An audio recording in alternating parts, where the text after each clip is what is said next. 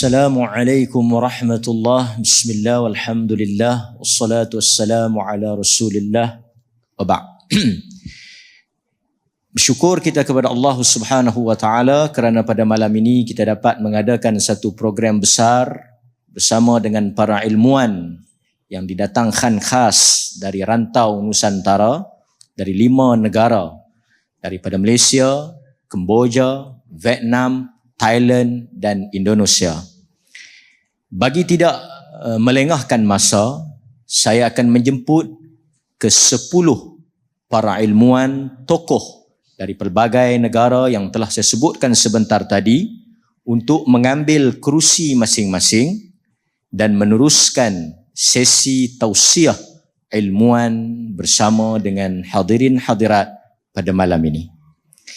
Bagi memudahkan majlis perkenalan, saya akan menyebut nama-nama tokoh-tokoh ilmuwan ini mengikut susunan yang telah diberikan, dan tuan-tuan yang hadir pada malam ini boleh melihat siapakah mereka apabila nama dipanggil. Dan untuk para ilmuwan, para asatizah, para duat yang namanya dipanggil, bolehlah tampil untuk mengambil tempat masing-masing.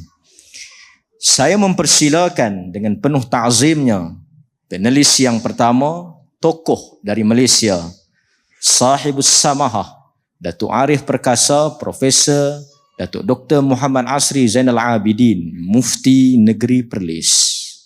Dipersilakan Datuk.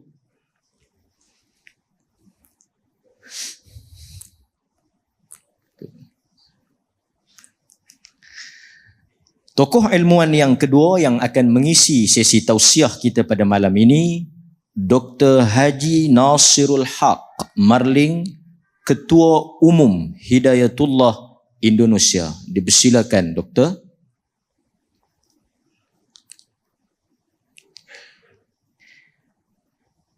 Ilmuwan yang ketiga yang akan bersama dengan kita pada malam ini, Dr. Kia Zainuddin, Kiai Dr. Kiai Haji Zainuddin, Ketua Umum Pimpinan Pusat Persatuan Islam Indonesia. Dipersilakan Dr. Kiai.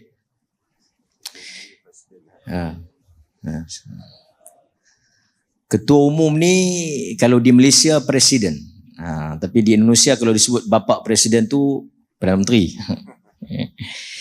Yang kelima, Profesor Dr. Haji Syamsul Anwar, Ketua Pimpinan Pusat Muhammadiyah Bidang Ketarjihan Indonesia. Dipersilakan Bapak. Kalau kita nak faham di Malaysia ni, ketarjihan ni Ketua Dewan Ulama Muhammadiyah Indonesia. Yang keenam, Ustaz Dr. Muhammad Yusram Ansar daripada Sekolah Tinggi Ilmu Islam dan Bahasa Arab STIBA, Makassar, Indonesia. Dipersilakan Doktor. Yang ketujuh, ilmuwan yang bersama dengan kita pada malam ini, Profesor Madya Dr. Abdul Rahman Capakia, Dekan Fakulti Pengajian Islam dan Undang-Undang, Universiti Islam Fatani, Thailand. Yang ke-8 mungkin tidak asing lagi dengan negeri Perlis kerana pernah diundang menyampaikan muhadarah ceramahnya di Perlis, Syekh Wan Syukri bin Wan Ismail Al-Fatani dari Majlis Ilmu Dumyat City, Fatani, Thailand. Silakan Fadilatul Syekh. Yang ke-9 daripada Kemboja, Dr. Hussein Muhammad Farid, Penasihat Agama Kerajaan Kemboja. Silakan Doktor. Dan yang terakhir yang akan bersama dengan kita dalam sesi tausiah pada malam ini, Dr. Ma Tan Tan Huang alias Dr. Basirun, Da'i Sunnah Vietnam. Jadi lengkaplah ke 10 kerusi. Ada yang belum? Ada yang saya tak panggil? Ke kerusi lebih? Ada. Doktor Zaitun. Dr. Abdul Rahman ganti. Ya. Saya persilakan Dr. Abdul Rahman. Dr. Abdul Rahman. Rahman. Pengganti kepada Dr. Zaitun.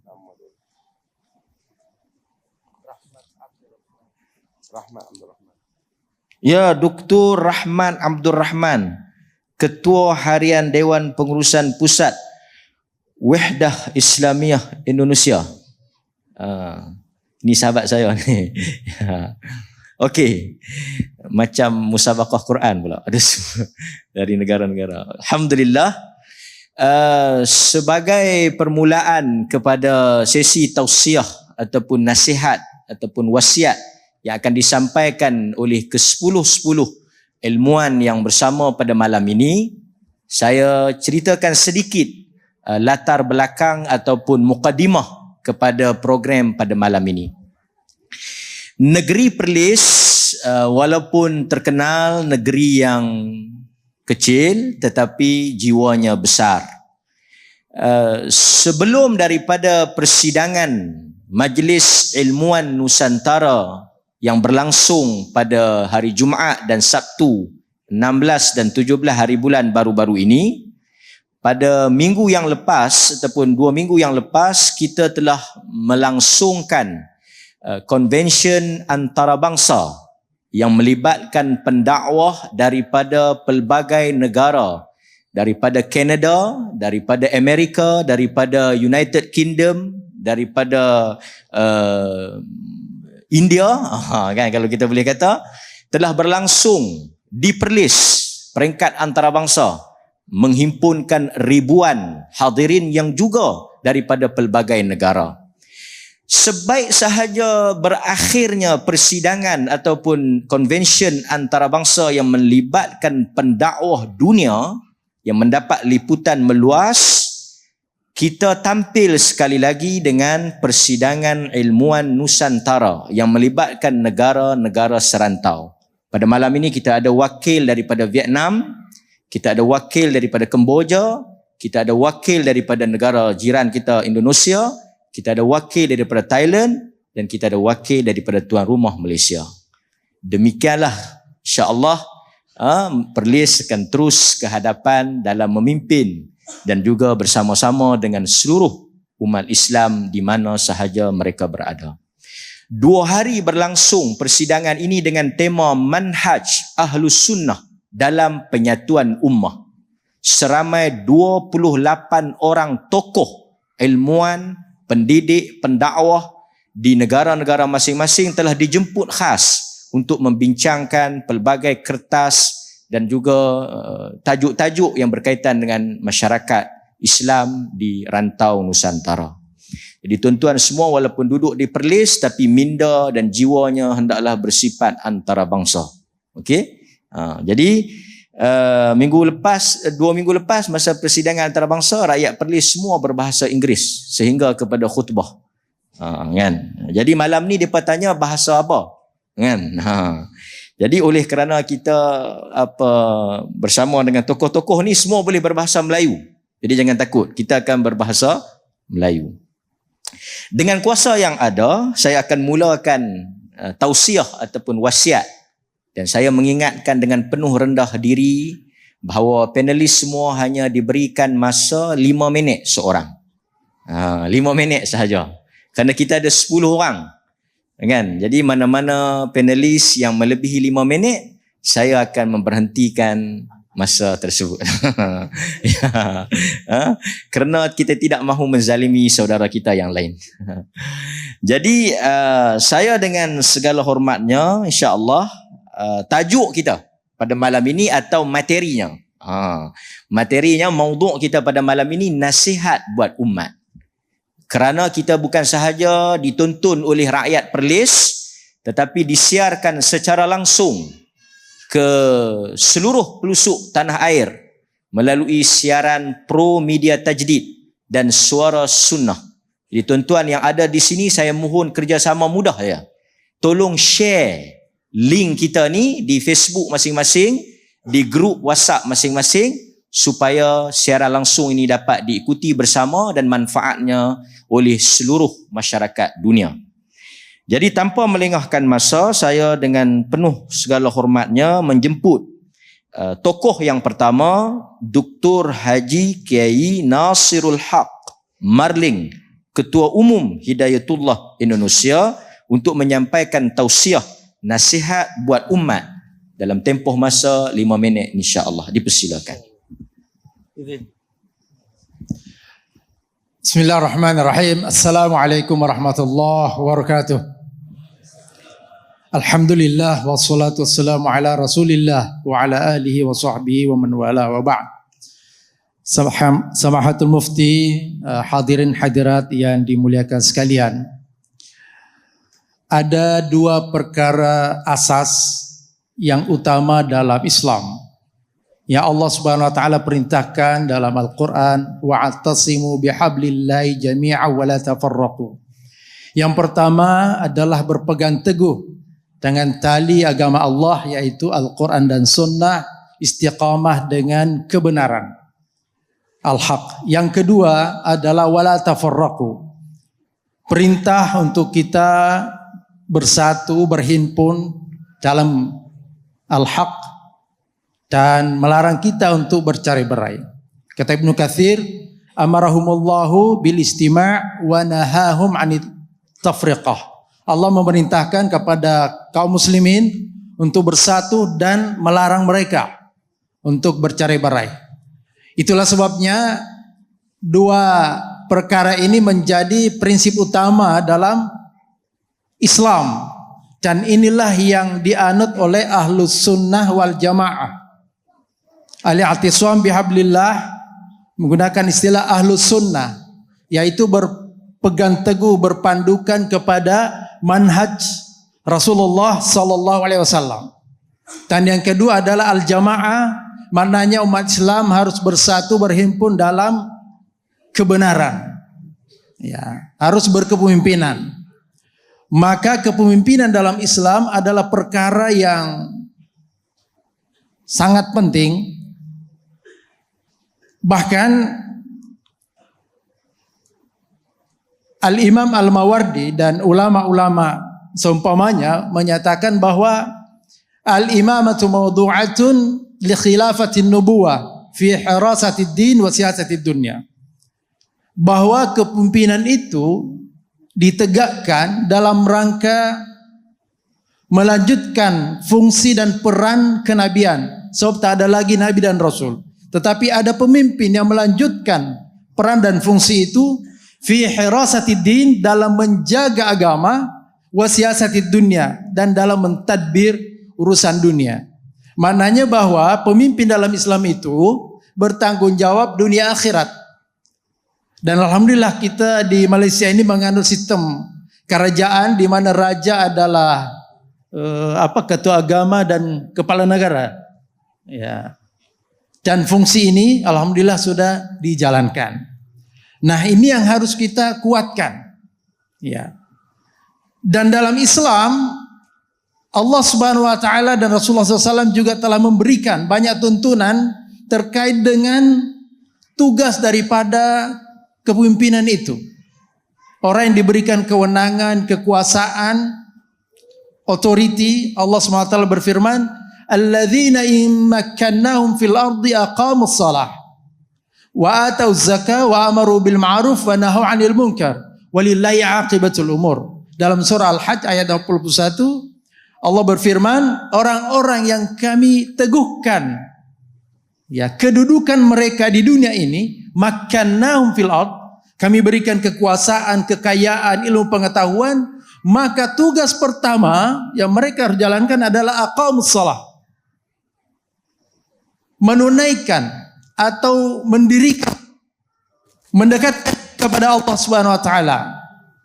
Hablum minallah, itu tugas pertama orang yang diberikan tamkin, kekuasaan, kekayaan, ilmu pengetahuan. Dan yang kedua adalah wa atau zakah, menunaikan zakat, mensejahterakan rakyat, memakmurkan negeri. Ya. Kemudian wa amaru bil ma'ruf wa nahaw 'anil munkar, melakukan amar ma'ruf nahi munkar. Kalau para masyayikh, asatid, ya, dia hanya boleh amar ma'ruf, ya, mengajak kepada kebaikan. Tetapi yang boleh amar nahi mungkar itu adalah orang yang punya kuasa, ya, raja ataupun menteri besar gitu. Ya. Walillahi aqibatul umur. Nah, inilah yang kita bincangkan ya dalam bingkai Ahlus Sunnah wal Jamaah dalam Majelis Ilmuwan Nusantara ini. Sebab inilah golongan yang dijamin oleh Rasulullah SAW selamat di dunia dan di akhirat. Dan itu yang dipesankan oleh Allah Subhanahu wa taala, wa'tasimu bihablillahi jami'a. Kita berpegang teguh kepada kebenaran, berpandukan Al-Quran dan Sunnah, tetapi itu tak cukup. Wala tafarraqu, harus ada al-jamaah. Maknanya kaum muslim ini harus berkepimpinan dalam semua level. Sebab kepemimpinan itu mengantarkan kita, membimbing kita untuk bisa beragama dengan baik dan juga siasat dunia, mentadbir, mengurus daripada kehidupan ini agar bisa merasakan kesejahteraan dan kemakmuran. Cukup demikian aku qul hadza wa astaghfirullah. Assalamualaikum warahmatullahi wabarakatuh. Alhamdulillah, tidak lebih dan tidak kurang. Alhamdulillah. Ini semua barakah para ilmuwan.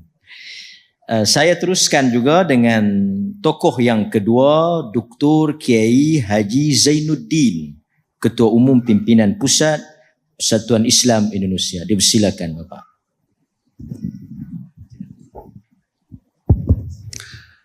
Mohon izin. Alhamdulillahi Rabbil Alamin wa bihi nasta'inu ala umurid dunya waddin. Ashhadu an la ilaha illallah wahdahu la syarikalah wa ashhadu anna Muhammadan abduhu wa rasuluhu sallallahu alaihi wa ala alihi wa sahbihi wa sallam. Wa ba'du, samahatal mufti, masyayihal kiram, hadirin hadirat rahimakumullah. Sungguh luar biasa karunia yang Allah berikan kepada kita semua pada malam ini bisa bersilaturahim di masjid yang dimuliakan ini, sekaligus kita bisa sama-sama menunaikan satu kewajiban di antara sesama muslim, yaitu tawasau bil haq wa tawasau bis sabr. Menyambung apa yang disampaikan oleh Fadilah Dr. Nasirul Haq, bahwa di antara karunia yang terbesar yang Allah berikan kepada kita semua, umat manusia pada umumnya dan khususnya kepada kaum mukminin, adalah Allah turunkan kepada kita Rasul terakhirnya di tengah-tengah zaman kita. Sehingga Allah Subhanahu wa taala firmankan kepada kita semua, laqad mannallahu 'alal mu'minina id ba'asa fihim rasulan minhum yatlu 'alaihim ayatihi wa yuzakkihim wa yu'allimuhumul kitaba wal hikmah wa in kanu min qablu la fi dhalalim mubin. Sungguh Allah telah memberikan karunia yang besar kepada siapa? Kepada orang-orang yang beriman. Apa karunia besar itu? Yaitu id ba'asa fihim rasulan. Dengan cara Allah utuskan kepada mereka seorang rasul.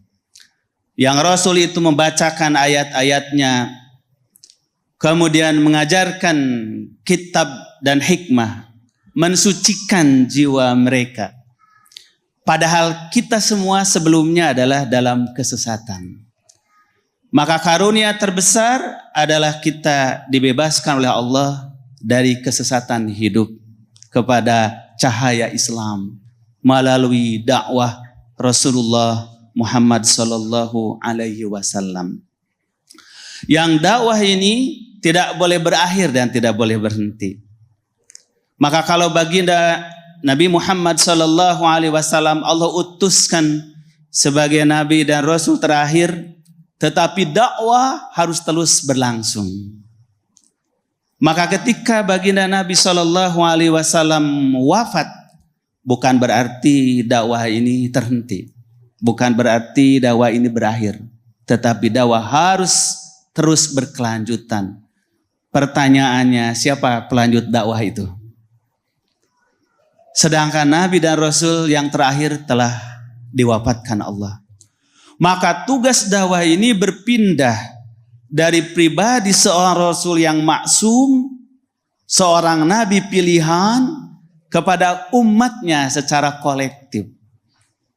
Maka karunia yang besar Allah berikan itu, yang semula dengan diutuskannya Rasul, beralih menjadi tugas yang besar bagi umatnya. Maka Allah ingatkan kepada kita, yaitu wal takum minkum ummatu yad'una ilal khair. Hendaklah kamu semua wahai orang-orang mukmin itu menjadi umat dakwah, umat yang menyeru umat manusia ke jalan Allah. Maka apabila dakwah, ikhwah sekalian, yang semula dipikul oleh manusia-manusia istimewa, orang-orang pilihan Allah, para nabi, para rasul. Setelah wafatnya Rasulullah Muhammad SAW, maka dakwah yang begitu agung ini menjadi tanggung jawab umat secara kolektif, yaitu kita. Sebab itulah ada masanya di mana baginda Nabi Muhammad SAW timbang terima dakwah. Maka Abuya Dr. Muhammad Nasir dalam fikih dakwah, kitab beliau yang sangat monumental dan nampaknya sudah diterima juga ke bahasa Malaysia, bahasa Melayu, bahasa Arab dan bahasa yang lain, mengingatkan tentang peristiwa timbang terima dakwah itu, bahwa Rasul telah terputus, Nabi telah berakhir, tetapi dakwah ila yaumil qiyamah. Hanya saja kalau dulu dipikul para Rasul, para Nabi, sekarang dipikul oleh umat. Dan umat itu tentu saja para pemimpinnya adalah para ulama, para duat, para da'i ilallah. Dan kita semua adalah wajib menjadi bagian daripada duat itu. Karena kalau kita tidak memikul dakwah ini, maka niscaya dakwah akan terakhir dan kita mendapat murka dari Allah Subhanahu wa taala. Maka Allah ingatkan di dalam surah Fatir, kita sebagai kaum muslimin umat pilihan ini ternyata tidak semuanya mengamalkan tanggung jawab itu. Sehingga Allah ingatkan kepada kita, yaitu summa awrasnal kitabal ladzina astafaina min ibadina faminhum dzalimun li nafsihi wa minhum muqtasid wa minhum sabiqun bil khairat biidnillah. Kemudian kami wariskan kitab suci itu kepada hamba-hamba pilihan kami, yaitu umat Nabi Muhammad. Kita semua adalah umat pilihan. Kenapa disebut umat pilihan? Karena dipilih Allah untuk jadi pelanjut dakwah dan risalah para nabi. Tetapi firman Allah di antara umat pilihan itu, faminhum dzalimun li nafsihi, ada yang zalim pada dirinya. Wa minhum muqtasid, ada yang sedang-sedang saja. Tetapi wa minhum sabiqun bil khairat biidznillah, berlomba dalam kebaikan. Maka saya menasehati diri saya sendiri dan ikhwah sekalian, marilah menjadi generasi umat Nabi Muhammad yang sabiqun bil khairat, menjadi pelopor-pelopor dakwah dalam kebajikan. Insyaallah. Hadanallahu wa iyyakum ajmain. Wassalamualaikum warahmatullahi wabarakatuh. Langsung kita terus bersama Dr. Haji Rahmat Abdul Rahman, ya, Ketua Pimpinan Pengurusan Pusat Wahdah Islamiyah, menggantikan Dr. Zaitun yang sudah pulang. Terima kasih Samahatul Mufti. Bismillahirrahmanirrahim. Alhamdulillahi wahdah, wassalatu wassalamu ala man la nabiyya ba'dah, wa ala alihi wa sahbihi wa man wala, amma ba'd. Saya cek waktu dulu 5 menit.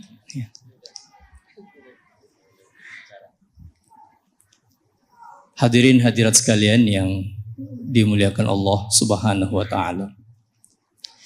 Setiap kesempatan untuk melakukan kebaikan atau menjadi orang yang lebih baik hendaknya dimanfaatkan dengan sebaik-baiknya. Sebab kesempatan itu tidak akan berulang. kesempatan berbuat baik akan pergi dan tidak akan kembali. Sahabat Nabi Ukasyah bin Mihsan radhiyallahu taala anhu ketika mendengar Rasulullah sallallahu alaihi wasallam menyampaikan bahwa akan ada 70.000 orang saja umat Islam sepanjang zaman umat manusia yang akan masuk surga tanpa melewati proses hisab apalagi azab. 70.000 orang saja. Sang sahabat melihat ada kesempatan untuk masuk ke dalam golongan itu. Langsung berdiri dan mengatakan, ya Rasulullah, ud'ullaha an akuna minhum. Doakan kepada Allah ya Rasulullah, semoga aku termasuk ke dalam golongan itu. Jawab Nabi SAW langsung pada saat itu juga, anta minhum. Kamu memang termasuk ke dalam golongan itu. Berdiri sahabat yang kedua dan mengatakan, ya Rasulullah, aku juga mohon didoakan seperti tadi. Sabda Nabi SAW, sabaqaka biha Ukasyah. Kesempatan cuma satu kali. Dan kamu sudah keduluan oleh Ukasyah radhiyallahu anhu.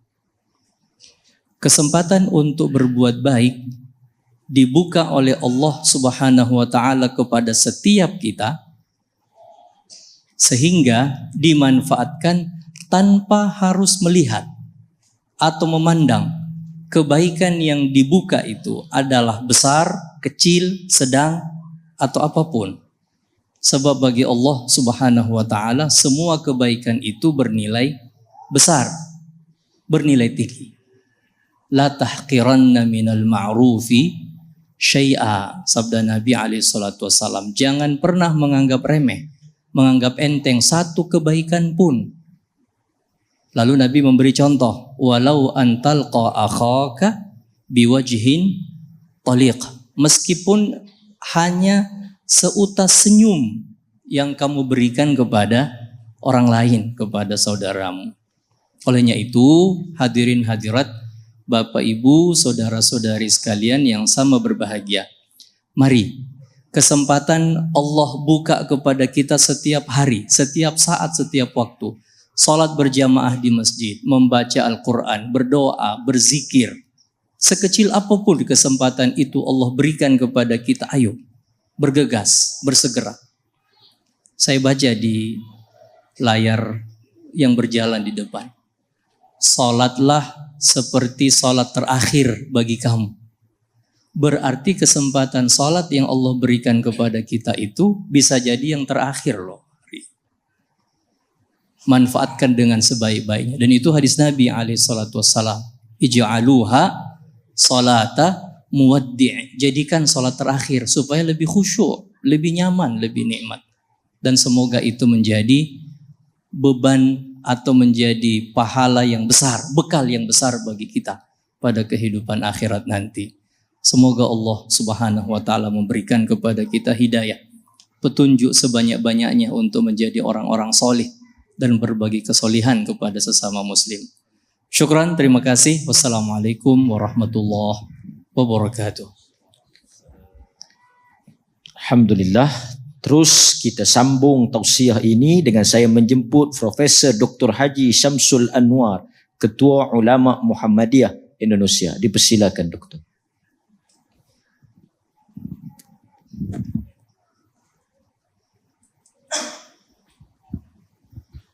Bismillahirrahmanirrahim. Alhamdulillah wassalatu wassalamu ala Rasulillah wa ala alihi wa ashabihi wa mawala. Samahatul Mufti serta para jamaah Masjid Al-Uwi yang berbahagia. Alhamdulillah kita bisa bertemu dan bermuwajahah. Maaf ya, suara susah keluar. Saya merasa gembira, ini pertama kali saya masuk di masjid ini. Tapi malam ini kebetulan seperti pertandingan pidato ya. Ya nggak apa-apalah, ya, sekali-sekali. Saya akan mengajak kita semua merenungkan ayat terakhir dari surat Ali Imran, ayat 200. Yang ayat ini disebut ayat yang memberikan 4 kunci kesuksesan bagi setiap kita, baik individu maupun kelompok. Yaitu firman Allah, A'udzubillahi minasyaitonirrajim, Bismillahirrahmanirrahim. Ya ayyuhalladzina amanu sabiru wa sabiru wa rabitu wattaqullaha la'allakum tuflihun. Ayat ini mengandung 4 kunci kesuksesan. Kenapa surat ini ditutup dengan ayat kesuksesan? Karena tema surat Ali Imran itu ada 2 yang dibahas dan diolah oleh Allah Subhanahu wa taala. 1, kejatuhan mental umat Islam setelah kalah di perang Badar. Jadi mereka putus asa, tidak mau lagi, merasa tidak ada harapan untuk menang. Nah, maka surat Ali Imran ini coba merestorasi atau memperbaiki kondisi mental yang telah mengalami keluruhan. Nah, yang kedua, ayat ini membahas tentang hubungan dakwah Nabi Muhammad SAW terhadap ahlul kitab, kaum Yahudi dan Nasrani. Saya coba hanya akan menyampaikan isu yang pertama. Seperti tadi dalam ayat ini ada keluruhan, tahu ya luruh ya, orang Melayu kan tahu luruh itu. Luruh itu rontok, nah, kalau bahasa Indonesia rontok atau berguguran, macam buah itu ya, musim hujan lebat, nah itu dia luruh, berguguran jatuh ke bawah sebelum masak. Nah, jadi kalah di perang Badar, Rasulullah sendiri mengalami luka dan bahkan banyak yang meninggal. Lalu Allah Subhanahu wa taala coba membangkitkan lagi mental mereka. Dalam ayat itu banyak, misalnya ada tilkal ayyamu nudawiluha bainan nas. Hari-hari celaka dan bahagia itu kami pertukarkan di antara manusia. Kemudian ada lagi pesan-pesan, jangan kamu merasa rendah dan bersedih, kamu adalah umat yang paling tinggi derajatnya. Nah, ini tadi untuk membangkitkan semangat baru itu kembali yang tadi sudah mengalami peluruhan. Ada lagi di dalam ayat itu pesan, kalau kamu memang tertimpa sebuah musibah, orang lain termasuk musuh kamu juga mengalami musibah yang sama. Kenapa kok kamu lembek, tidak mampu membangkitkan kembali rasa optimisme untuk mencapai kemenangan? Nah, kira-kira begitu. Lalu kuncinya apa? 1, ya ayyuhalladzina amanu sabiru, sabar. Tapi sabar itu bukan pasif ya.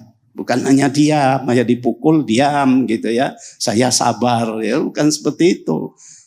Misalnya kita ditampar pipi kanan, kasihkan lagi pipi kiri, ini tampar yang sebelah kiri gitu ya. Nah, kalau mungkin ibu-ibu istri marah kepada suaminya mungkin bisa itu, tapi dalam konsep sabar itu tidak begitu. Sabar itu berarti membangun kemampuan daya lenting. Daya lenting itu walaupun kita ditolak gini tapi nanti akan membalik dengan lebih kuat. Nah, jadi itu sabar itu punya daya tahan untuk menghadapi berbagai tekanan, baik dari dalam maupun dari luar diri kita sendiri. Kemudian wasobiru, tidak cukup sekedar sabar, tapi sabar itu harus kontinuitas, terus menerus. Tidak boleh kita mengatakan kesabaran saya sudah habis, udah saya nggak mau lagi ya. Ini nggak sesuai dengan petunjuk ayat itu. Jadi harus terus menerus sabar itu dibangkitkan. Dan yang ketiga, warobitu. Tafsir-tafsir umumnya menerjemahkan warobitu ini persiapkanlah peralatan perang. Jadi dihubungkan dengan kata-kata ribatul khair. Padahal ayat itu tidak menyebut ribatul khair. Jadi menurut pandangan kami ayat itu ada hubungan dengan kata robatoi yarbitu, yaitu kokoh, kuat. Robitul jas itu artinya kepalanya tegak, tegas, tangguh. Nah, dan yang keempat, takwa kepada Allah Subhanahu wa ta'ala. Jadi 4 kunci sukses itu. Satu tadi apa? Coba diulangi. Lupa ya. Sabar. Yang kedua apa? Meningkatkan terus-menerus sabar tersebut. Yang ketiga apa? Tangguh dan tahan uji. Dan yang keempat tentu saja bertakwa kepada Allah Subhanahu wa ta'ala. Inilah 4 kunci supaya kita pegangi. Dan demikian mudah-mudahan kita selalu menjadi orang yang sukses. Demikian. Nasrun minallah wa fathun qarib wa basyiril mu'minin. Okay, sebelum kita nak bagi laluan kepada azan, kita ambil seorang lagi tokoh ilmuwan, Dr. Muhammad Yusram Ansar Setiba Makassar. Saya persilakan untuk memberikan sedikit tausiah.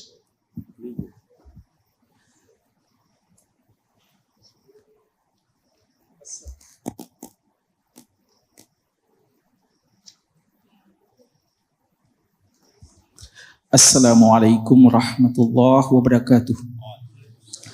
Alhamdulillahilladzi arsala rasulahu bil huda wa dinil haqq liyuzhirahu 'alad dini kullih wa kafa billahi syahida. Wa asyhadu an la ilaha illallah wahdahu la syarikalah iqraran bihi wa tauhida.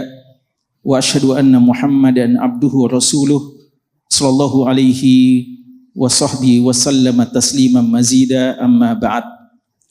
Fa ayyuhal hudur al-karim sahibus samahah wal masyayikh jami'an, pada hadirin dan hadirat yang kami banggakan, yang kami muliakan. Alhamdulillah kita sudah berada di bulan Sya'ban. Ada sebuah hadis yang diriwayatkan oleh Imam Nasa'i dalam kitabnya Al-Mujtabah dan juga Imam Ahmad dalam musnadnya, dari sahabat yang mulia yang sangat dicintai oleh Nabi kita sallallahu alaihi wasallam, yang sangat dekat dengan Nabi kita sallallahu alaihi wasallam, hibbu ibnu hibbi Rasulillah sallallahu alaihi wasallam, Usamah bin Zaid radhiyallahu taala anhumah. Beliau pada saat masuk bulan Sya'ban memperhatikan sesuatu yang agak berbeda dari apa yang biasanya dilakukan oleh kecintaannya orang yang sangat dekat dengan beliau, Nabi sallallahu alaihi wasallam, yaitu Nabi kita memperbanyak puasa-puasa sunnah di bulan Sya'ban, tidak sebagaimana dengan bulan-bulan yang lainnya. Maka beliau bertanya kepada Nabi kita sallallahu alaihi wasallam, apa gerangan, sebab apa yang menyebabkan beliau melakukan itu? Ada 2 alasan yang disebutkan oleh Nabi kita sallallahu alaihi wasallam. Yang pertama, beliau mengatakan syahrul Sya'ban syahrun yakfalun nasu anhu baina Rajab wa Ramadan. Bulan Sya'ban ini terletak di antara 2 bulan yang mulia, bulan Rajab dan bulan Ramadan, sehingga banyak manusia lalai, terlupa di bulan Sya'ban. Alasan kedua, beliau mengatakan dia adalah syahrun turfa'u fihi al-a'malu ila rabbil alamin wa ana uhibbu an yurfa amali wa ana shaim. Karena bulan Sya'ban bulan diangkatnya, dilaporkannya amal-amal soleh kepada Allah, dan saya suka jika amalanku dilaporkan dan dikatakan saya dalam keadaan berpuasa. Satu faedah penting yang terkait dengan alasan pertama, bahwa beliau berpuasa, memperbanyak puasa di bulan Sya'ban karena kebanyakan orang tidak melakukannya. Banyak orang malas-malas ibadah di bulan Sya'ban, tidak sebagaimana ketika datang bulan Rajab, apalagi ketika datang bulan Ramadan. Satu pesan penting yang beliau mau katakan, jangan kita lalai dengan kelalaian kebanyakan manusia.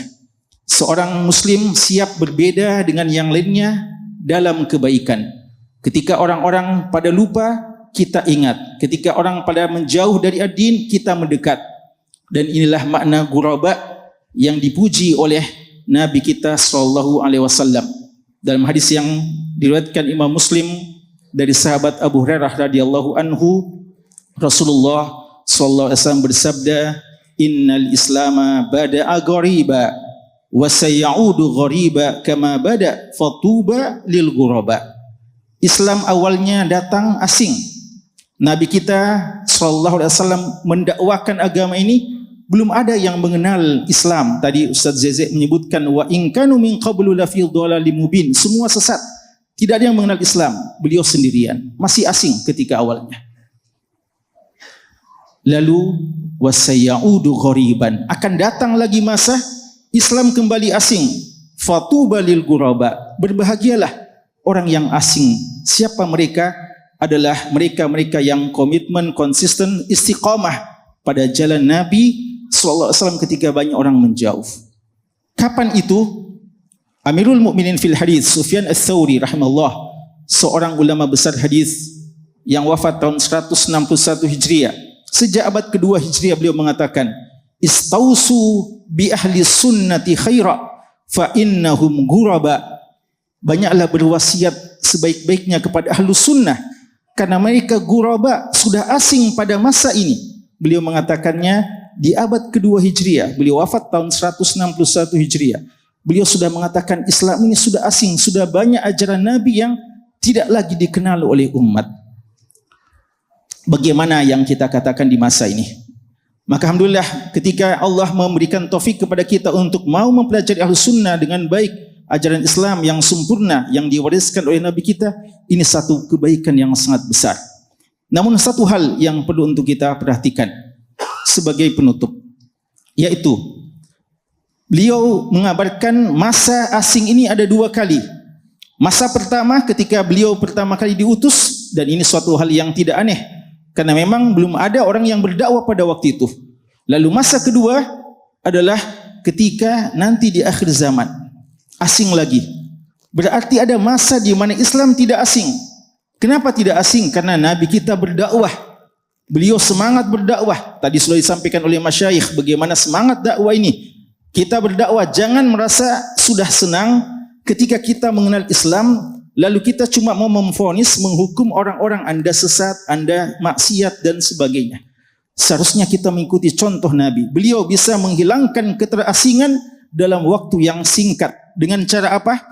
Kuntum khaira ummah ukhrijat linnas ta'muruna bil ma'ruf wa tanhauna 'anil munkar wa tu'minuna billah. Beliau mampu berdakwah sendiri awalnya dan akhirnya Islam ini menyebar ke seluruh tempat sehingga tidak lagi asing, Islam dikenal. Khairun nasi linnas, manusia yang terbaik dihadiahkan untuk manusia dengan cara berdakwah. Maka mari ketika Allah memberikan taufik kepada kita hidayah terhadap hidayah Islam, hidayah dakwah Ahlussunnah, jangan melihat orang dengan pandangan hina. Ada dua pandangan yang perlu untuk kita munculkan, kata Ibnu Qayyim rahimahullahu taala. Apa itu? Pertama, ketika kita melihat seorang ahli maksiat, seorang ahli bid'ah, seorang yang jauh dari agama, ada dua pandangan yang perlu kita perhatikan kepadanya. Pertama, ainu takdir. Pandangan takdir Allah bahwa dia belum mendapatkan hidayah. Maka di sini melahirkan syafaqah, rasa sayang, rasa kasihan kepadanya, iba kepadanya. Yang kedua, ainu asyara, pandangan syariat. Kita benci dengan kemungkaran, tidak boleh kita menolerinya, tidak boleh kita membenarkan kemungkaran, kemaksiatan, bid'ah. Tapi di satu sisi ada perasaan iba kasihan. Kenapa kita bisa kenal sunnah? Karena kita telah mendapatkan hidayah dari Allah. Hidayah ini kita mau juga berikan kepada orang lain. Kita juga begitu semangat untuk membagi-bagi kepada orang lain. Maka manusia yang paling semangat mendakwahkan agama ini, menyebarkan kebaikan adalah ahlus sunnah wal jamaah. Kata Syekhul Islam Ibnu Taimiyah rahimahullah, ahlus sunnah wal jamaah a'lamun nasi bil haqq wa arhamuhum bil haqq wa arhamuhum bil khalq. Ahlus sunnah wal jamaah adalah manusia yang paling tahu kebenaran dan di waktu yang sama paling sayang kepada manusia-manusia yang lain, maka mereka begitu semangat untuk berdakwah. Mari dengan hidayah taufik yang Allah berikan kepada kita mengenal Islam dan mengenal sunnah dengan baik dengan bimbingan para masyayikh, mari kita juga semangat untuk menyebarluaskan sunnah ke seluruh pelosok negeri ini, bahkan seluruh dunia, sebagaimana yang dilakukan oleh Nabi kita sallallahu alaihi wasallam. Barakallahu fikum, wallahu a'lam, wa sallallahu ala nabiyina Muhammad wa ala alihi washabbihi wasallam, wa akhiru da'wana alhamdulillahi rabbil alamin.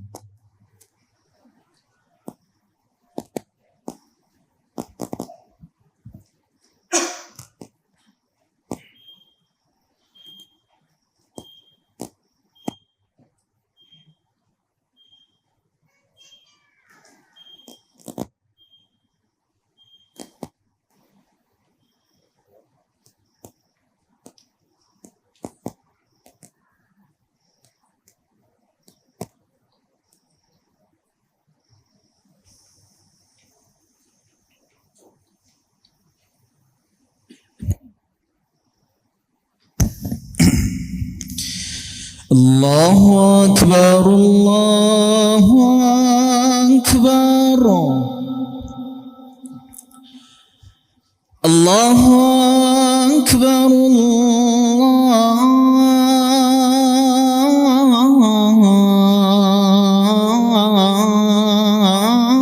Allahu Akbar. Ashhadu an la ilaha illallah.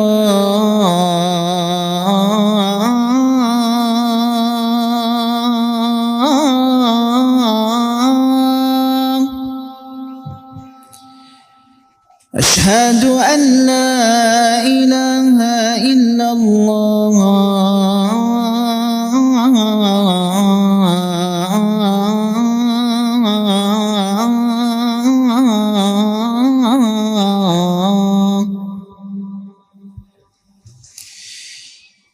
Ashhadu anna Muhammadar Rasulullah.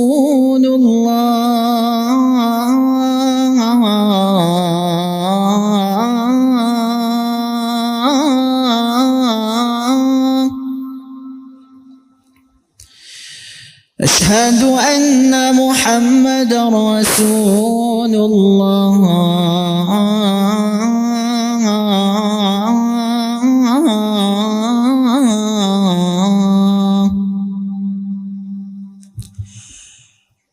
Hayya 'alas salah.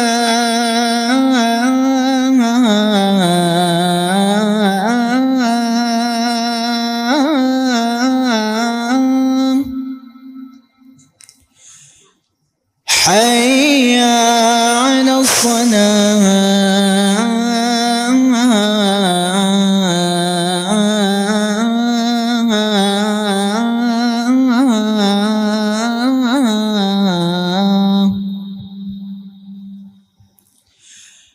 Hayya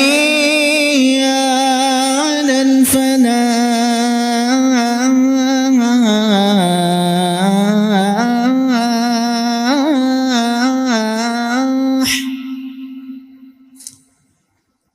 Hayya 'alal falah.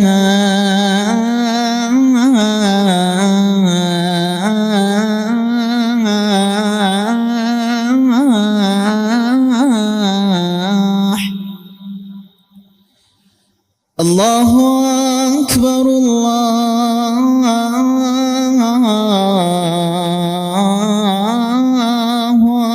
Akbar.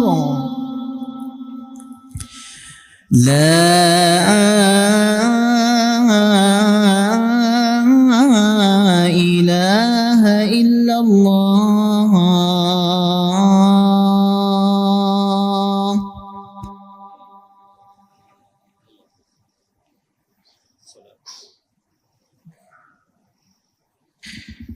Alhamdulillah, kalau tadi kita bersama dengan kebanyakannya ilmuwan dari Indonesia, sekarang kita akan beralih ke tokoh ilmuwan daripada negara Thailand. Saya menjemput Fadilatul Syekh Profesor Madya Dr. Abdul Rahman daripada Universiti Islam Fatani Thailand untuk memberikan tausiah.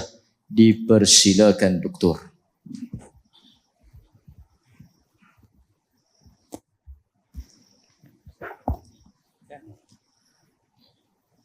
Bismillahirrahmanirrahim. Assalamualaikum warahmatullahi wabarakatuh. Alhamdulillahi rabbil alamin wa bihi nasta'in wa la hawla wa la quwata illa billahil aliyyil azim. Allahumma salli wa sallim wa barik ala nabiyyina wa habibina al-Mustafa Muhammad wa ala alihi wa ashabihi wa man tabi'ahum bi ihsanin ila yaumidin amma ba'd. Sahibus Samahah Datuk Mufti Perlis dan para ilmuwan, hadirin hadirat yang saya hormati sekalian. Alhamdulillah, Allah Subhanahu wa taala menciptakan kita manusia ini wa khuliqal insanu dha'ifa. Kita amat dhaif di segi akal pemikiran dan jismani kita dan sebagainya. Sebab itu Allah Subhanahu wa taala mengutuskan rasul kepada kita, kepada umat manusia untuk menambahkan fikiran. Walau sebijak-bijak manusia di atas dunia ini, dia tidak boleh memikirkan perkara-perkara gaib dengan sendirinya tanpa bantuan daripada Allah Subhanahu wa taala. Dengan sebab itu tujuan yang Allah SWT utuskan Rasul kepada kita ini untuk menambahkan pikiran kita. Allah cerita pada kita tentang perkara yang kisah-kisah yang silam yang dahulu, kisah-kisah anbiya yang dahulu dan sebagainya, apa yang berlaku sebelum pada kita, dan juga sekarang ini, dan perkara yang mustakbal, perkara yang akan tiba, masa alam kubur, pada mahsyar, titik sirat dan juga syurga dan neraka. Boleh kita dapat memahami. Dengan sebab itu Allah Subhanahu wa taala menentukan rukun yang pertama, rukun Islam itu kena syahadatin. Umat Islam nak masuk Islam, memeluk agama Islam, kena syahadatin. Mengaku bahawa Allah SWT itu Allah Tuhan yang patut kita sembah.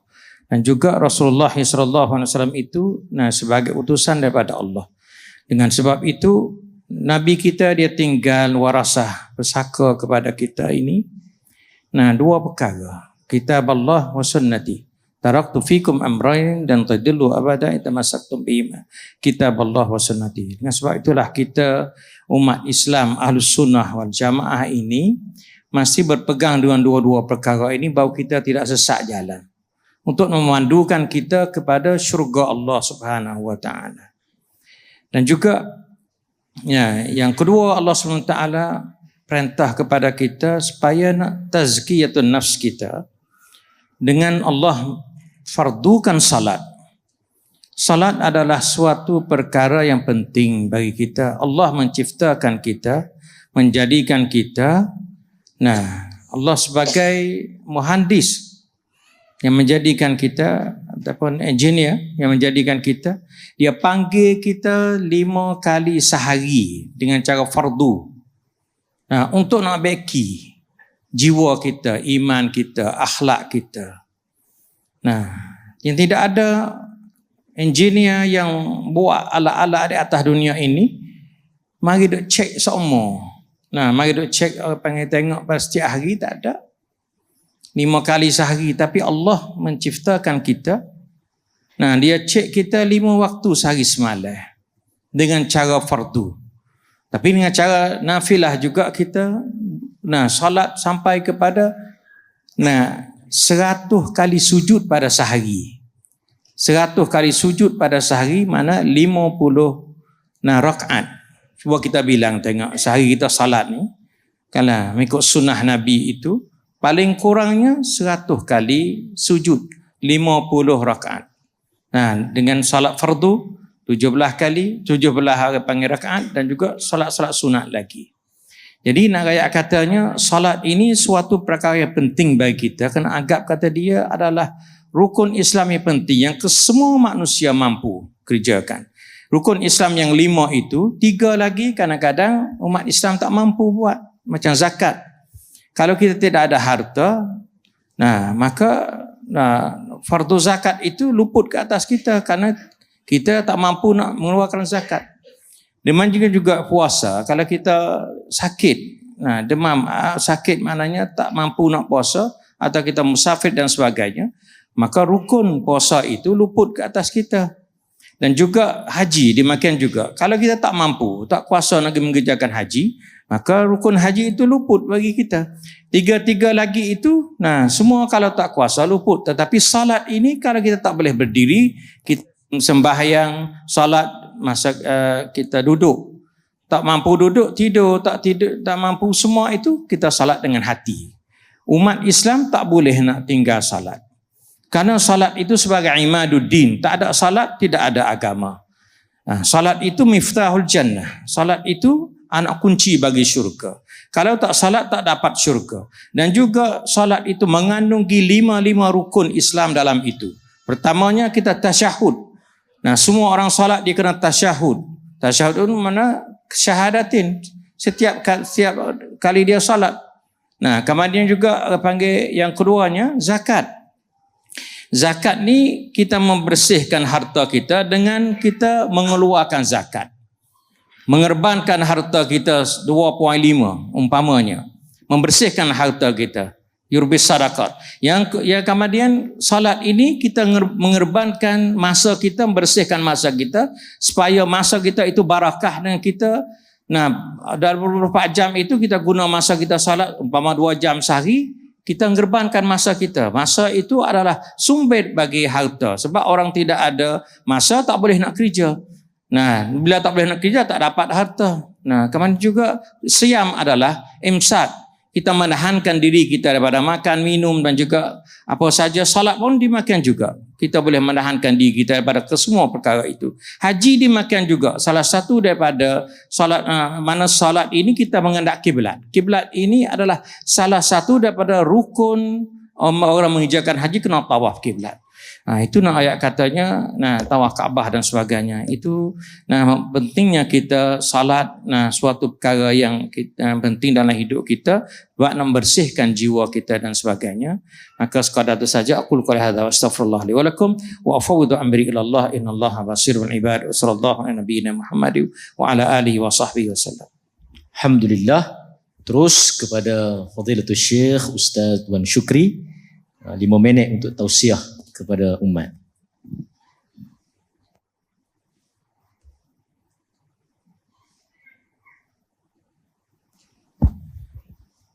Bismillahirrahmanirrahim. Assalamualaikum warahmatullahi wabarakatuh. Alhamdulillahi rabbil alamin wa bihi nasta'in wa la udwana illa 'alal zalimin wa sallallahu wasallam wa barak ala 'abdika wa rasulika nabiyyina Muhammad wa ala alihi wa ashabihi ajma'in. Sahibus samahah, asatizah dan masyayikh dan hadirin dan hadirat yang dihormati, Allah subhanahu wa ta'ala firmankan di dalam Al-Quranul Karim, wala takum minal ghafilin. Janganlah kita lalai, termasuk janganlah jadikan diri seseorang itu termasuk daripada golongan orang yang lalai.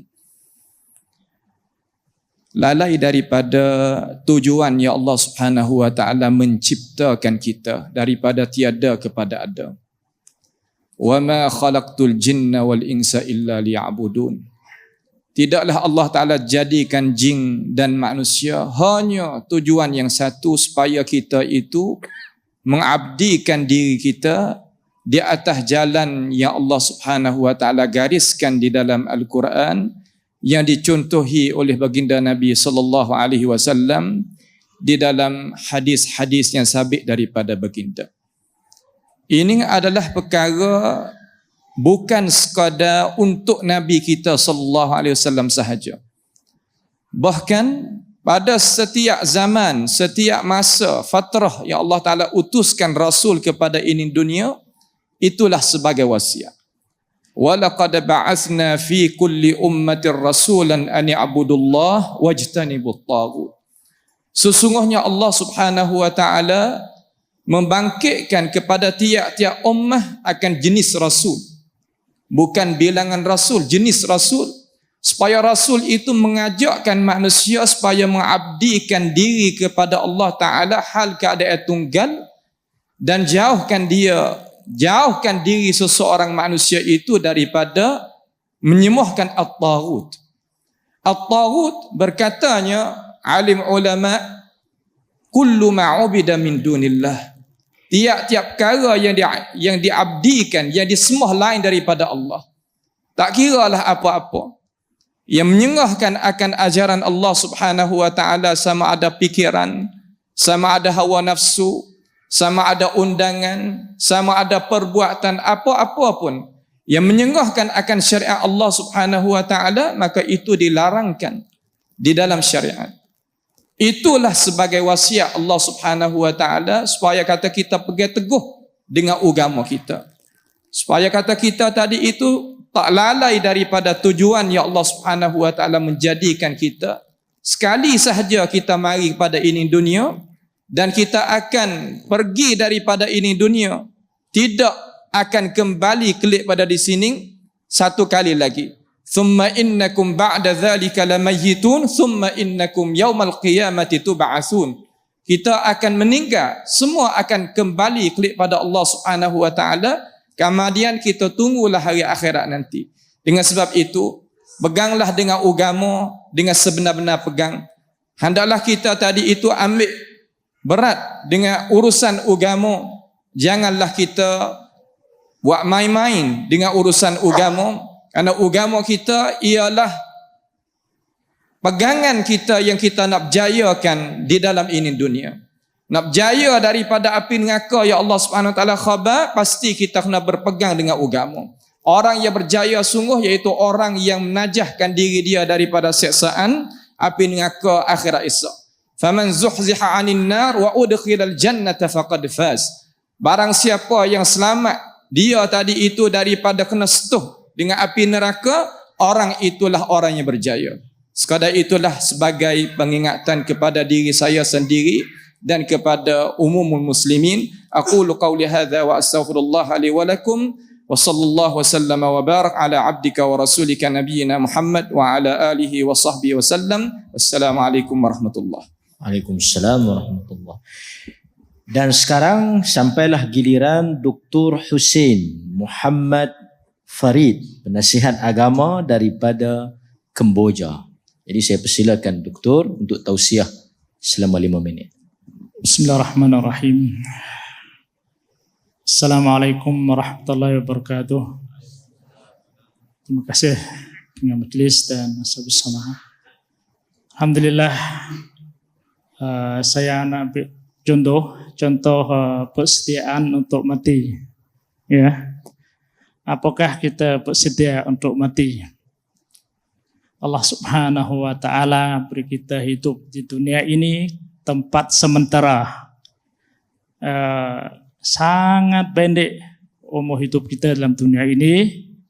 Sebagaimana Rasulullah sallallahu alaihi wasallam bersabda, "A'mar ummati bayna 60 ila 70." Umur umatku antara 60 hingga 70 tahun akan kembali kepada Pencipta, kepada Allah Subhanahu wa taala. Jadi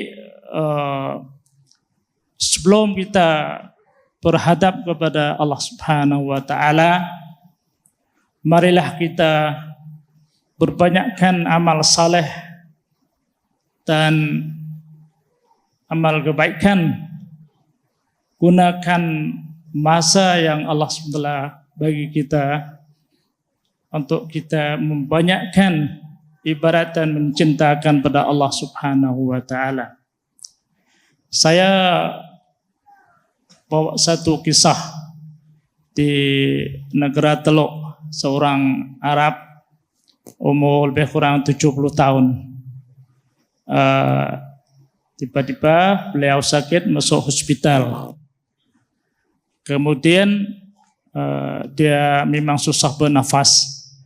Jadi dibantu oleh oksigen untuk memudahkan bernafas biar orang yang sakit ini biasa. Ya, biar kurang beberapa bulan dia tak sedar dia sakit. Tiba-tiba dia sedar balik kerana dibantu oleh oksigen. Doktor keluarkan bil untuk bayarkan oksigen yang gunakan di hospital. Berapa 70.000 rial.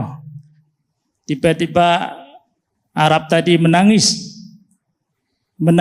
kerana apa? Doktor pun kejut. Kenapa menangis? Tak ada duit bayar ke? Menangis. Jadi Arab tadi sebutkan, bukan, saya ada rurai di rumah. Saya ada duit di dalam bank beberapa juta. Tapi saya menangis kerana saya umur saya 70 tahun tak pernah pikirkan yang oksigen Allah SWT bagi free percuma 70 tahun. Ini baru berapa bulan sudah bayarkan 50.000 rial. Pikirkan nikmat kesihatan yang Allah bagi kita di dunia ini, yang kita bernafas semua nih, ya free. Allah minta kita bayar, percuma. Kalau kita masuk hospital mesti bayar. Ya oksigen yang orang nak ada sakitnya, tengok yang jadikan ya. Jadi masing-masing kena ingatkan Allah Subhanahu wa taala firman dalam Al-Qur'an Karim, ya ayyuhalladzina amanu taqullaha wal tanzur nafsum ma qaddamat lighad wattaqullaha innallaha khabirum bima ta'malun. Kita kan Allah SWT takutlah kepada Allah Subhanahu wa taala wahai orang beriman. Apakah kita bersedia untuk hari besok? Yauma yafirrul mar'u min akhihi wa ummihi wa abihi wa sahibatihi wa bani. Hari yang kita tidak ada sesuatu yang boleh menolong kita kecuali dengan amal saleh kita. Ingatkan hari yang apa yang kita bersedia untuk besok, hari yang kita akan mati semua. 70 tahun. Memang ada di antara kita ini lebih daripada 70 tahun. Ini ada lebihan, tapi maksimumnya 70 tahun. Jadi Allah Subhanahu wa taala banyak menyebutkan, ya ayyuhalladzina amanu hal atullukum ala tijaratin tunjikum min adzabin alim tu'minuna billahi wa rasulih wa tujahiduna fi sabilillah bi amwalikum wa anfusikum dzalikum khairul lakum in kuntum ta'lamun. Wahai orang beriman, hendalah aku tunjukkan kepada kamu perniagaan yang tidak akan rugi. Pertama, dengan syarat iman kepada Allah Subhanahu wa taala, sayang pada Allah Subhanahu wa taala, dan iman pada Rasul sallallahu alaihi wasallam. Buat ibadat ikut apa yang dibawa oleh Rasulullah sallallahu alaihi wasallam dan bersedekah dengan harta yang kita ada kepada Allah Subhanahu. Jangan tunggu. Kalau kita tunggu kita akan lambat. Tengok ahli mayat, apa yang mereka minta pada Allah Subhanahu wa taala bila mereka terlambat. Idza jaa ahadakumul maut fa yaqulu rabbi laula akhartani ila ajalin qaribin fa asattaqa wa akum minas salihin. Bila mana mayat yang terlambat beramal saleh di dunia, bila nak mati minta Allah Subhanahu wa taala izinkan baik Allah SWT baik hidup balik nasihat balik untuk bersedekah dan amal saleh. Sudah lambat. Itulah, gunakanlah masa anak-anak kita, bawalah datang masjid, dengar ceramah, buat ibadat, banyak cinta pada Allah Subhanahu wa taala. InsyaAllah hidup kita akan berbahagia di dunia dan di akhirat. Wassalamualaikum warahmatullahi wabarakatuh. Alhamdulillah, kita sampai kepada penulis jemputan yang terakhir sebelum ditutup oleh sahibus samahah, iaitu daripada Vietnam. Tuan-tuan jangan terkejut. Daripada Vietnam kita datangkan ada ilmuwan Ahlus Sunnah, Dr. Basirun. Jadi saya persilakan Doktor 5 minit tausiah. Bismillahirrahmanirrahim. Alhamdulillah. Wassalatu wassalamu ala ashrafil anbiya'i wal mursalin. Nabiyina wa habibina wa qudwatina wa uswatina Muhammad. Wa ala alihi wa ashabihi wa man tabi'ahum bi ihsanin ila yaumiddin. Amma ba'd. Assalamualaikum warahmatullahi wabarakatuh. Saudara Al-Ustaz Al-Fadil, moderator Ustaz Azizah, Sahabus Samahah, Datuk Mufti, para ilmuwan, hadirin hadirat yang saya kasihi. Alhamdulillah, ini khatimah wa khitamuhu misk wa fi zalika falyatanafasil mutanafisun. Alhamdulillah, dalam detik-detik yang berkat ini kita rasa bangga kerana diberi nikmat iman di mana di sana beberapa banyak manusia belum dipimpin oleh Allah Subhanahu Wa Taala. Lagi satu keberkahan yang kita sekarang berada di masjid di Baitullah dan juga berada di depan para ilmuwan. Barangkali kita dapat menimba sedikit ilmu daripada mereka, insya-Allah. Dan satu lagi satu keberkahan, insya-Allah kita ramai-ramai ini adalah pendakwah kepada Allah Subhanahu Wa Taala dengan sekadar mana yang kita mampu. Dan kita bangga kerana Allah Subhanahu Wa Taala telah kategorikan kita dalam kelompok yang Allah Subhanahu Wa Taala firman, "Wa man ahsanu qawlan mimman da'a ila Allah wa 'amila salihan wa qala innani minal muslimin."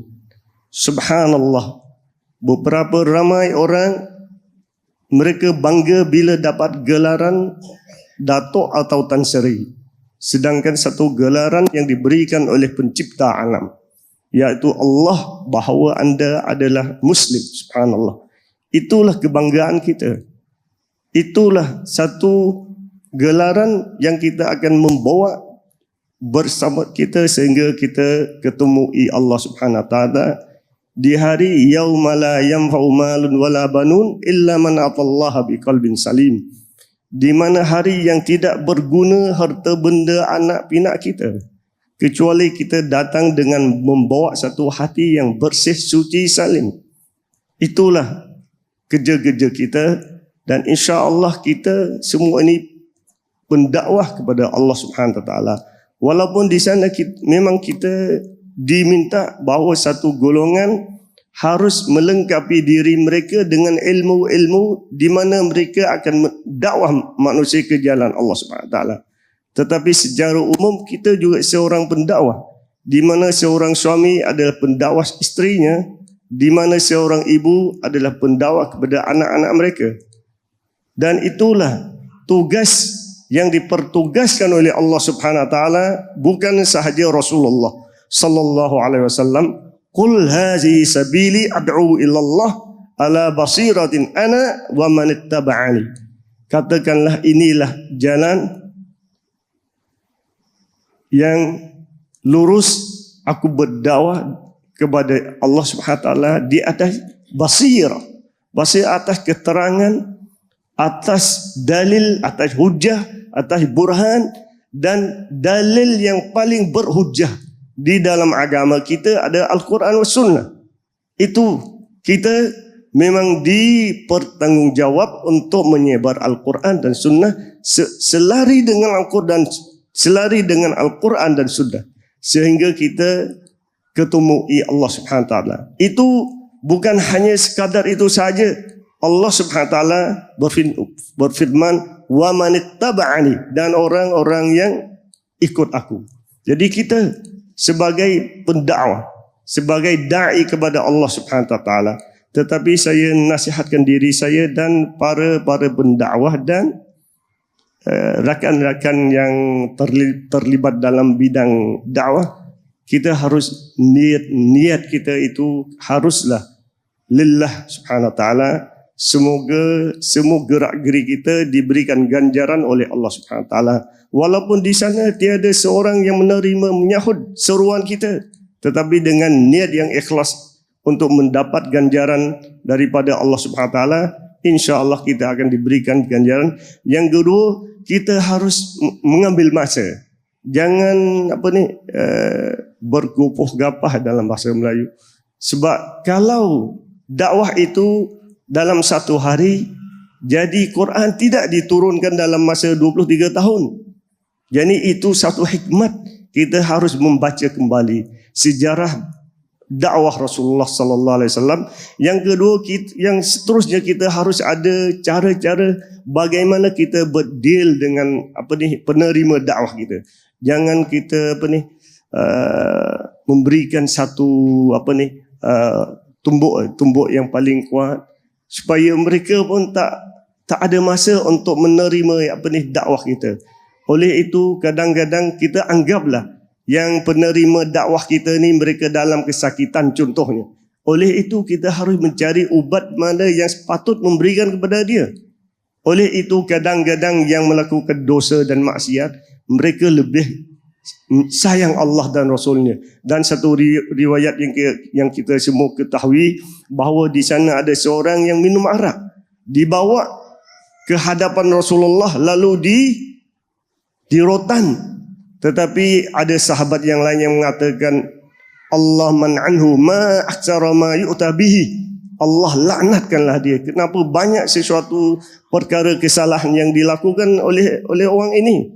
Tetapi Rasulullah sallallahu alaihi wasallam buat satu statement yang memberikan itu satu pedoman bagi pendakwah, pendai. Rasulullah sallallahu alaihi wasallam kata, jangan, fa wallahi ma alimtu minhu illa annahu yuhibbullah wa rasulah. Jangan laknatkan dia. Demi Allah Subhanahu Wa Taala, aku tidak mengetahui apa-apa melainkan aku mengetahui bahawa dia ni masih sayang Allah dan Rasulnya. Subhanallah. Dalam keadaan dia melakukan satu kesalahan, tetapi diberi ganjaran. Subhanallah. Apatah lagi orang yang melakukan sesuatu yang diminta oleh syarak kita. Oleh itu harus kita ambil masa. Dan kita satu lagi yang satu hadis, bila Rasulullah kata buat satu statement bahawa innahu yuhibbullah wa rasulah, kita harus mengetahui di sana ada satu hadis yang seorang datang kepada Rasulullah yang kata, mata sa'ah ya Rasulullah, bila kapan berlakunya hari kiamat? Lalu Rasulullah bertanya kepada dia, madza a'dadta lahu, apakah kamu sudah sediakan untuk hari yang kamu tanya tadi? Dia kata, tidak ya Rasulullah, inni uhibbullah wa rasulah, kecuali saya ni sayang kepada Allah dan Rasulnya. Maka dalam satu hadis Rasulullah sallallahu alaihi wasallam sebut, al-mar'u yuhsyaru ma'a man ahab, seseorang individu akan dikumpul padang mahsyar, bukan padang besar, dengan sesiapa yang disayang. Wa hadza wa sallallahu ala nabiyyina Muhammad wassalamu alaikum warahmatullahi wabarakatuh. Alhamdulillah. Terima kasih kepada Dr. Basirun yang menutup tausiah daripada panelis jemputan luar. Dan beliau menyebut padang besar. Mungkin beliau telah sampai ke padang besar, insya-Allah. Jadi sampailah kepada kesimpulan khulasah kepada tausiah kita pada malam ini. Semua panel tadi telah menepati masa sebanyak 5 minit. Walaupun ada yang tergelincir sedikit, tak ada juga yang berhenti awal. Adapun panelis yang terakhir ini, tidaklah hamba berani untuk menyebut 5 minit. Jadi hamba persilakan saya bersama untuk meneruskan tausiahnya. Assalamualaikum warahmatullahi wabarakatuh. Alhamdulillah wassalatu wassalamu ala Rasulillah wa ba'd.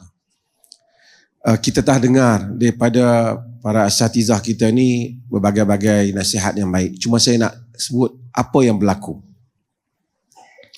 Majlis Ilmuwan Nusantara. Ia adalah satu pentas platform yang kita wujudkan di Perlis ini menjemput tokoh-tokoh pendakwah ilmuwan yang mewakili organisasi ataupun di Indonesia ormas, organisasi masyarakat, hadir ke negeri Perlis ni yang sanggup berbincang, bekerjasama dengan kita untuk memajukan dakwah di rantau ini, iaitu di Nusantara.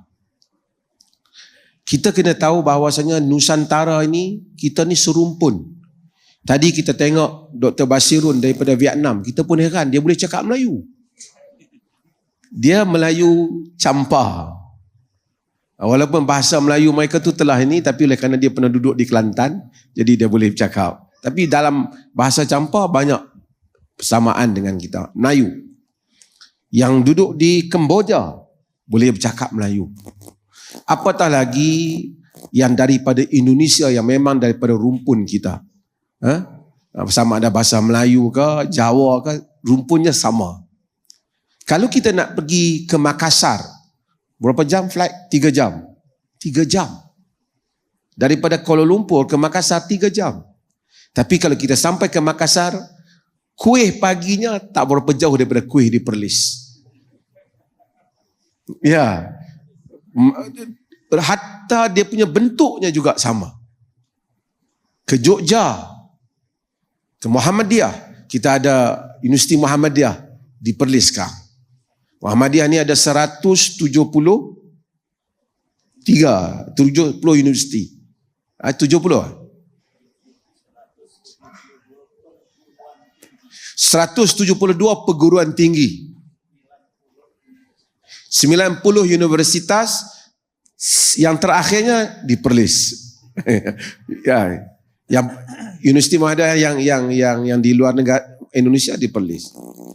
Saya nak cerita apa? Saya nak cerita bahawasanya kita di Perlis, kita dekat dengan Thailand, atas kita ada Cambodia, ada Vietnam, di bawah kita ada, di sekeliling kita ada Indonesia.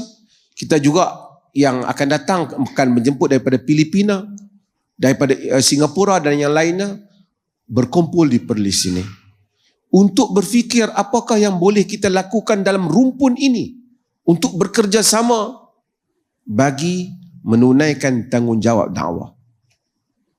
Walladzina kafaru ba'duhum awliya'u ba'd in lam taf'alu illa taf'alu takun fitnatun fil ard wa fasadun kabir. Orang-orang kafir itu tolong menolong antara satu sama lain. Jika kamu tak buat begitu, maka akan berlaku kerosakan di atas muka bumi dan akan berlaku fitnah di atas muka bumi dan kerosakan yang besar. Maka kita cuba buat di Perlis ini. Hamka pernah datang, Buya Hamka, dan pernah memberikan pujian kepada gerakan Islah Perlis pada zaman itu. Tapi tidak ada satu usaha gerakan islah ini, gerakan dakwah ini untuk memikirkan secara bersama apa yang boleh untuk kita buat bagi menguatkan umat Islam. Maka alhamdulillah semalam dan hari ini kita bersidang bersama 28 orang tokoh. Tertutuplah, tak bolehlah siarkan. Kalau siarkan orang tahu pula apa yang kita bincang. Apa yang boleh kita buat? Apa yang boleh kita lakukan untuk menunaikan maksud al-mu'minuna wal mu'minat ba'duhum awliya'u ba'd. Orang beriman lelaki dan wanita, sebahagian mereka itu menjadi penolong sebahagian yang lain. Ya'muruna bil ma'ruf wa yanhauna 'anil munkar. Menyuruh pada yang ma'ruf dan mencegah daripada yang munkar. Tuan-tuan doakan. Majlis kita bukan majlis besar malam ini. Saya pun tak buat penjemputan besar-besaran. Tapi majlis kita nak memperkenalkan supaya rakyat Perlis dan semua yang menonton di Malaysia, yang akan menonton ramai, dan memang ramai yang menonton, supaya tahu bahawasanya kita sedang berusaha untuk menyatukan para pendakwah dalam melakukan yang bekerja di atas manhaj Ahlus Sunnati wal Jamaah. Dan kita berbincang bagaimana untuk mengambil jalan dakwah yang insaf, yang sederhana. Kalau kita baca tadi sebut Al-Imam Az-Zahabi dengan Siyar A'lamun Nubala, Siyar A'lamin Nubala itu adalah kitab yang manhajna al-insaf wal-i'tidal. Insaf dan sederhana. Sederhana Indonesia ni lain, sederhananya rendah. Mu'tadil. Pertengahan. Jadi kita cuba melakukan dakwah yang berkesan, menghimpunkan umat, bekerja atas Quran dan Sunnah, tidak ghulu, tidak melampau, tapi juga tidak cuai dan mengabaikan tanggungjawab kita. Saya mewakili semua rakyat Perlis ini yang ada, kita mengucapkan sekali lagi lah ahlan wa sahlan. Bukan saya nak ceramah pada malam ni. Ada lagi yang di bawah. Kalau letak semua nanti kita semayang ke 10.30. Ramai lagi dan insya-Allah kita akan bersidang lagi berkali-kali di sini. Perlis akan menjadi satu dataran yang mudah-mudahan Allah berkati yang melakukan usaha ini. Dan kita juga menjemput semua mereka ni, walaupun Muhammadiyah, daripada Wahdah, daripada Persis, ini banyak, ini beda-beda ni, bukan sama ni. Semua yang ada sekolah, 400 sekolah, beratus sekolah, beribu. Muhammadiyah saja dalam satu masa 600,000 pelajar. Pengajian tinggi, itu mengikut taklimat yang kami pergi dulu. Jadi kita gabungkan kekuatan umat Islam ni. Kita lihat apa yang mampu kita lakukan bersama. Tak nak kita di peringkat maib saja yang ada kesedaran ini, tapi kita mahu semua mereka yang mengikuti gerakan ini untuk juga mengetahui bahawasanya kita sedang melakukan usaha-usaha ini. Jadi kita mengucapkan ahlan wa sahlan pada mereka semua ni. Malam ni kita akan bawa dia orang pergi. Dah 2 hari berbincang, belum sempat berjalan. Tak tengok lagi Perlis, belum pergi Wang Kelian. Mungkin tadi pergi Padang Besar. Tapi malam ni kita bawa makan InsyaAllah di Kuala Perlis kot. Itu sebahagian mereka ada universiti. Kita juga telah pergi ke Cambodia, kita pergi ke Yogyakarta, kita pergi ke Makassar. Kita nak orang Perlis, walaupun duduk di Perlis, tapi mindanya itu menggapai awan. InsyaAllah. Mudah-mudahan Allah rahmati kita. Sekian, wassalamualaikum warahmatullahi wabarakatuh. Dengan berakhirnya penutup oleh sahibus samahah tadi, maka berakhirlah majlis tausiah kita pada malam ini. Semoga Allah memberkati dan merahmati kesemua ilmuwan yang menjadi tetamu kita pada malam ini dan negeri ini dan pemerintahnya, insya-Allah.